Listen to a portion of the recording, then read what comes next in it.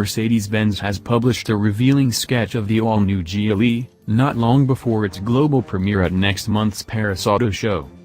Like all manufacturer sketches of this kind, the image provides us with a reasonable look at the vehicle's exterior design, but the proportions are all out of whack.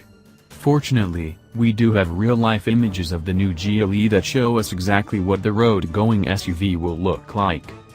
Unlike the gle images we shared with you yesterday, the gle depicted in this sketch has a different grille that comes complete with two horizontal slats rather than just one. Additionally, the headlights appear slightly more compact than the finished product, and there are a pair of roof rails better incorporated into the roof than those shown in other pictures. Customers should be very pleased with the latest Mercedes SUV. It's not just the new gle's design which will make it stand out from the existing model. Mercedes-Benz will introduce a selection of new engines and variants with the latest gle to widen its appeal and attract more customers.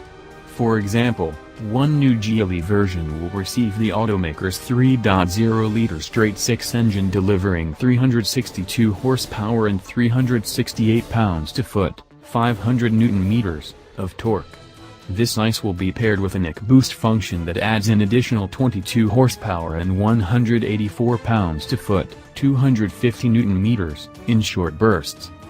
Other engines set to be made available will be a 3.0-liter six-cylinder diesel sold in two different configurations with power ranging from 282 horsepower and 442 pounds-to-foot, 600 Nm, of torque to 335 horsepower and 516 pounds-to-foot, 700 Nm.